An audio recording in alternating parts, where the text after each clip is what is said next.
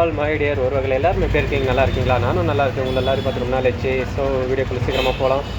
உங்ககிட்ட இருந்து ஒரு சொல்யூஷன் தேவை. அதனால தான் இந்த வீடியோ போட்டுட்ருக்கேன். நம்ம ஃபேமிலியில், நம்ம ஃப்ரெண்ட்ஸ் ஃபேமிலியில், சொந்தக்காரங்க எப்படி எந்த வீடை எடுத்தாலும் எல்லா வீட்டில் இருக்கிற மெயின் ஃபஸ்ட்டு ப்ராப்ளம் கடனாக தான் இருக்கும்.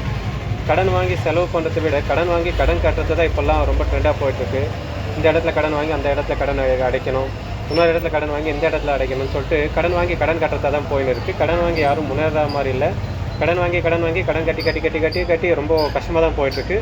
ஸோ இதுக்கு சடனாக அதுக்குள்ளே இதுக்கு தான் சொன்னேன், கடனே வாங்காதீங்க அப்படின்னு சொல்லிட்டு அட்வைஸ் எல்லாம் பண்ண தேவையில்லை. ஆல்ரெடி கடலில் இறங்கியாச்சு. பள்ளமாக இருக்கும், ஆயம் ஜாஸ்தியாக இருக்கும், மீன் இருக்கும், சுறா இருக்கும், திமிங்கலம் இருக்குன்னெல்லாம் நம்மளுக்கு எல்லாம் சொல்ல வேணாம்.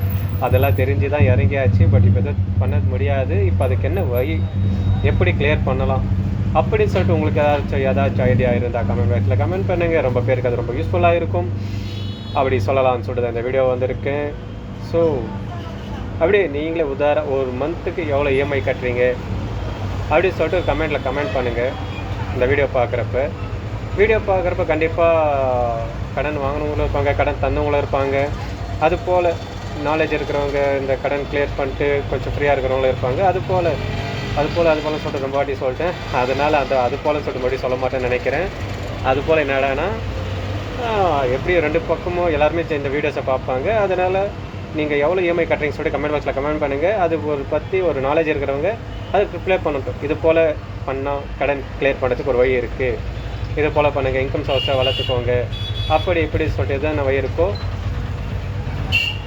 சொல்லட்டும். நீங்களும் கமெண்ட் பண்ணுங்கள். இல்லை உங்களுக்கே தெரியும், நானே கடன் வாங்கியிருக்கேன், நான் இப்படி இந்த வழி பண்ணேன், இந்த மாதிரி ஒரு கஷ்டப்பட்டேன், எக்ஸ்ட்ரா எஃபர்ட் போட்டேன், கடனை கிளியர் பண்ணுறீங்களா, அது நீங்கள் ஷேர் பண்ணுங்கள் கமெண்ட் பாக்ஸ்லையோ இல்லைனா வாட்ஸ்அப்பில் இன்பாக்ஸ்லையோ. மோஸ்ட்லி இந்த வீடியோ பார்க்குறவங்க எல்லாருக்குமே என்னோடய வாட்ஸ்அப் நம்பர் தெரியும். எல்லாருமே என் ஃப்ரெண்ட்ஸ் அண்ட் ஃபேமிலி மெம்பர்ஸ் தான். ஸோ தெரியாதவங்களுக்கு தெரியப்படுத்துங்க, ஒரு வழியை காமிங்க.